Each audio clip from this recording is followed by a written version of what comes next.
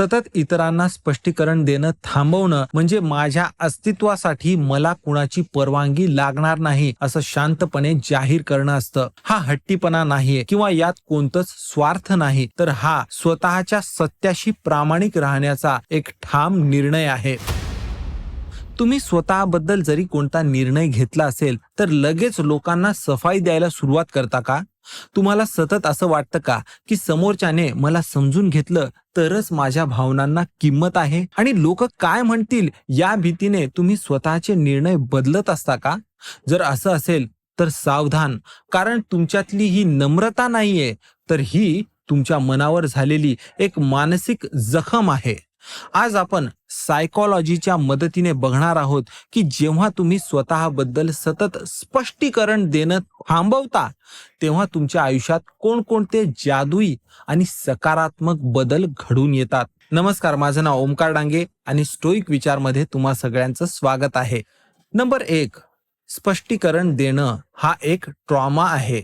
आपल्यापैकी बहुतांश लोकांचं बालपण असं गेलंय की तिथे बालपणी आपल्याला कोणीच किंमत देणारं नव्हतं.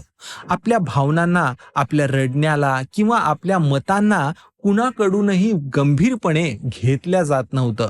तिथे सगळी लोक आपल्याला तू रडतोयस म्हणजे तू ड्रामा करतोयस किंवा तुला काय कळतं रे, मोठ्यांनाच जास्त कळतं असं म्हणायची.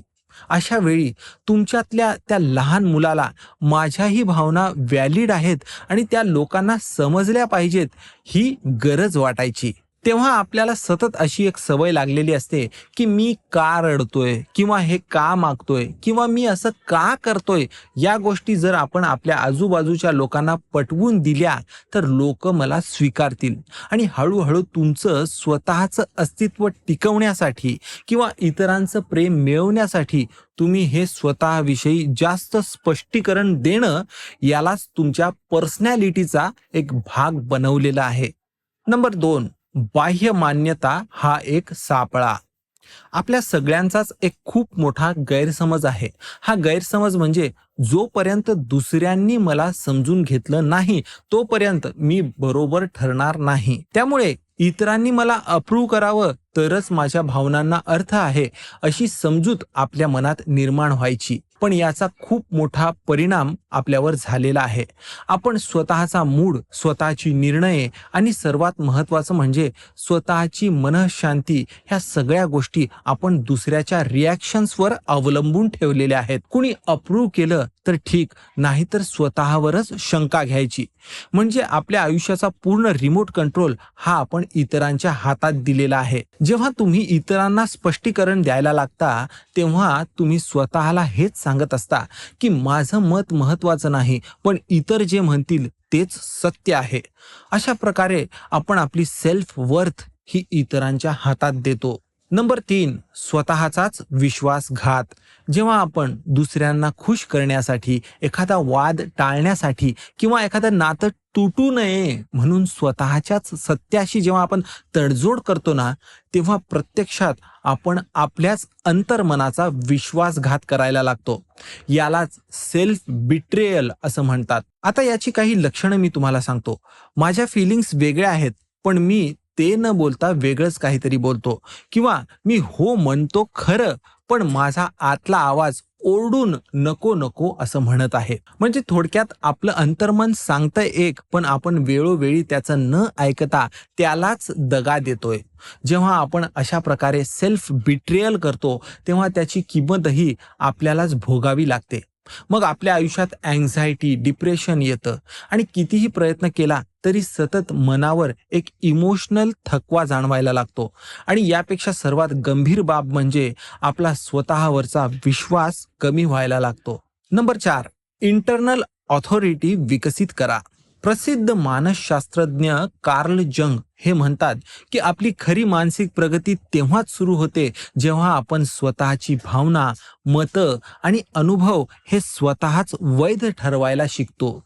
सत्य कित्येक प्रकारचं असू शकतं, पण स्वतःचं सत्य हे स्वतःच व्हॅलिडेट करायला शिका. इंटरनल ऑथॉरिटी म्हणजेच अंतर्गत अधिकार हे आहे तरी काय? तर थोडक्यात सांगायचं तर कुणाला समजलं नाही तरी चालेल, कुणाला पटलं नाही तरी चालेल, पण मला माहिती आहे की माझ्यासाठी हेच सत्य आहे, असा ठामपणा असणे. आता याचा अर्थ म्हणजे तुमचे डिसिजन्स घेण्याआधी सर्वांची परवानगी घेणं आधी बंद करा. स्वतःचा इनर व्हॉइस, स्वतःचे व्हॅल्यूज आणि अनुभव काय सांगतोय यांना ओळखा आणि त्यांच्यावर पूर्णपणे विश्वास ठेवा. अशी भूमिका तुम्ही जेव्हा घ्यायला लागता तेव्हा तुम्ही स्वतःला डिफेंड करू लागता आणि स्वतःचा स्टँड घेऊ शकता. नंबर 5, मौनाचं सामर्थ्य. आपली जी सतत स्पष्टीकरण देण्याची सवय आहे त्यामुळे आपण सतत बोलतो, सतत स्वतःला डिफेंड करतो आणि इतरांना समजावत असतो. पण हे जेव्हा आपण थांबवतो तेव्हा आपण आपल्या शांततेतूनच स्वतःची क्रांती करत असतो. कारण या समाजात आपल्या आजूबाजूला जी मॅनिप्युलेटिव्ह असणारी लोक आहेत त्यांची संख्या खूप जास्त आहे. आता ह्या लोकांना आपल्यात गिल्ट भावना हवी असते, आपल्यात इन्सिक्युरिटी निर्माण करायची असते आणि त्यांना आपल्याकडून प्रत्येक गोष्टीचं स्पष्टीकरण हवं असतं. कारण त्यांना या मार्गाने आपल्यावर पूर्णपणे नियंत्रण मिळवायचं असतं. पण जेव्हा आपण शांत होतो तेव्हा त्यांना तुमच्यातल्या गिल्टवर किंवा तुमच्यातल्या भीतीवर दाब देऊन आपल्यावर पूर्ण कंट्रोल मिळवता येणारच नाही. लक्षात असू द्या, तुमची शांतता हा तुमच्यातला कमकुवतपणा नाही, भित्रेपणा नाही. शांतता म्हणजे तुमच्यात सेल्फ कंट्रोल आणि सेल्फ रिस्पेक्ट असल्याचं हे एक चिन्ह आहे. तुमचं मौन हीच तुमची ढाल आहे. नंबर 6, नात्यांमधील फिल्टर.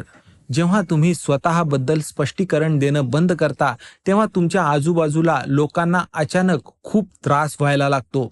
तू एवढा ॲटिट्यूड का दाखवतोयस? किंवा आधी तर तू मला सगळं सांगायचीस, आता तू खूप बदलली आहेस, असं ते तुम्हाला म्हणायला लागतील. पण ही तीच लोक असतात जी तुमच्या वल्नरेबिलिटीचा फायदा घ्यायला बसलेली असतात. आता यासोबतच दुसरीकडे जी लोक तुम्हाला खरंच समजून घ्यायचा किंवा तुम्ही जसे आहात तसेच ॲक्सेप्ट करण्याचा ते जेव्हा प्रयत्न करत असतील ती लोक तुमच्याशी संवाद ठेवतील. तुम्ही असं का बोलताय आणि यामागचं खरं कारण काय, असे प्रश्न ते तुम्हाला विचारतील. पण हे सगळं करत असताना ते तुमचा माणूस म्हणून नेहमी रिस्पेक्ट करतील. म्हणजेच थोडक्यातच सांगायचं तर तुमच्या आयुष्यातून टॉक्झिक, कंट्रोलिंग आणि स्वार्थी असलेली नाती दूर जातील आणि जी खरंच व्हॅल्यू देणारी नाती आहेत ती तुमच्या सोबत उरतील. नंबर 7, सकारात्मक बदल. जेव्हा तुम्ही इतरांना स्पष्टीकरण देणं थांबवता तेव्हा तुमच्या मनात शांतता वाढते. 24 तास तुम्ही स्वतःला प्रूव्ह करण्यात एनर्जी वाया घालवत नाही. तुमचा सेल्फ रिस्पेक्ट वाढतो आणि तुमच्यातली अँझायटी, गिल्टी किंवा स्वतःवरचा राग या गोष्टींचं प्रमाण पूर्णपणे कमी व्हायला लागतं. तुमची नाती सकारात्मक आणि हेल्दी बनायला लागतात आणि जीवनाची दिशा तुम्ही आतून ठरवायला लागता.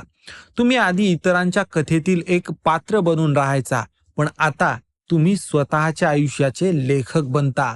तर मित्र हो, सतत इतरांना स्पष्टीकरण देणं थांबवणं म्हणजे माझ्या अस्तित्वासाठी मला कुणाची परवानगी लागणार नाही असं शांतपणे जाहीर करणं असतं. हा हट्टीपणा नाहीये किंवा यात कोणतंच स्वार्थ नाही, तर हा स्वतःच्या सत्याशी प्रामाणिक राहण्याचा एक ठाम निर्णय आहे. तर आजपासून तुम्ही स्वतःशी एक संकल्प करा की मी जिथे अनावश्यक स्पष्टीकरण देतो तिथे थोडंसं थांबेल आणि आधी स्वतःला विचारीन की मी स्वतःला उत्तर देण्यासाठी बांधील आहे की इतर सगळ्यांना. हा व्हिडिओ तुम्हाला कसा वाटला ते मला नक्की कळवा आणि तुमच्या ओळखीत कुणी असेल ज्याला सॉरी किंवा मी असं केलं कारण टिंब असं म्हणायची सवय असेल त्याच्याशी हा व्हिडिओ नक्की शेअर करा. धन्यवाद मित्र हो.